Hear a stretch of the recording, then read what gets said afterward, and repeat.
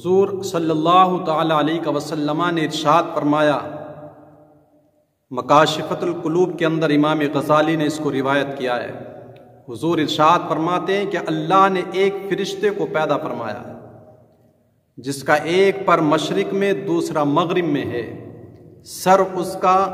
عرش کے نیچے ہے، دونوں پیر ساتوں زمین کے نیچے ہیں، اور اللہ کی جتنی مخلوق ہے اتنے اس فرشتے کے پر ہے۔ آگے محبوب ارشاد فرماتے ہیں، جب میری امت میں کوئی شخص، کوئی مرد یا عورت مجھ پر درود پاک بھیجتا ہے تو رب تبارک و تعالی اس فرشتے کو حکم ارشاد فرماتا ہے عرش کے نیچے سمندر میں نور کے غوطہ لگانے کے لیے۔ وہ فرشتہ نور کے سمندر میں غوطہ زن ہوتا ہے اور اس سے باہر نکل کے پھر وہ اپنے پروں کو جھاڑتا ہے، تو کہتے ہیں ہر پر سے ایک قطرہ اس کا پانی کا گرتا ہے، اور اس قطرے سے اللہ رب العزت ہر قطرے سے ایک فرشتہ پیدا فرماتا ہے۔ وہ فرشتہ اس درود پاک پڑھنے والے یا پڑھنے والی کے لیے قیامت تک دعائے مغفرت کرتا رہتا ہے۔ تو حضور علیہ الصلاۃ والسلام پر کثرت سے درود پڑھیں، اس لیے کہ یہ وہ عبادت ہے کہ جس کی قبولیت میں کوئی شک ہی نہیں بندے کو ہونا چاہیے۔ باقی دیگر اعمال خیر اوراد و وظائف ہیں، لیکن قبولیت ہے نہیں ہے بندہ کلیئر نہیں کر سکتا ہے، لیکن اس میں کما حق ہوئی امکان یہی ہے کہ 100% یہ قبولیت کی ضمانت ہے۔ اور انسان کی حیثیت بھی کیا ہے بغیر مصطفیٰ کی وساطت کے، اگر وہاں سے تعلق مضبوط نہ ہو تو ہم کچھ نہیں۔ حضور علیہ الصلاۃ والتسلیم نے ارشاد فرمایا، تم میں سے کوئی بندہ ایسا نہیں ہے کہ ہر ایک تم میں سے اپنی ماں کے شکم میں 40 دن تک ایک نطفے کی شکل میں رہتا ہے، پھر اگلے 40 دن وہ علقہ، یہ خون کا جمع ہوا لوتھڑے کی طرح رہتا ہے،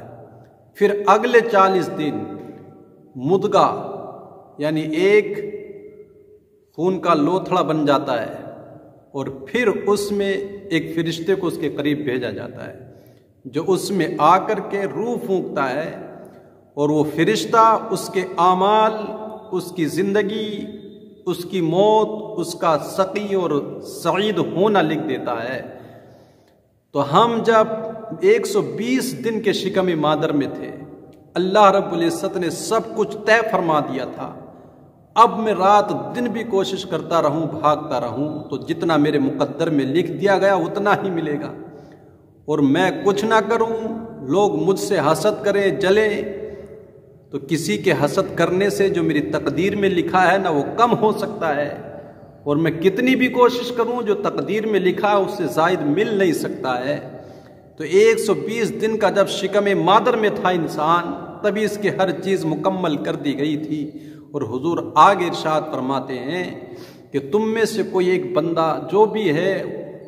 وہ نیک ہوتا ہے، جنتیوں کے عمل کرتا رہتا ہے، یہاں تک کہ اس کے اور جنت کے بیچ میں 1 گز کا فاصلہ رہ جاتا ہے،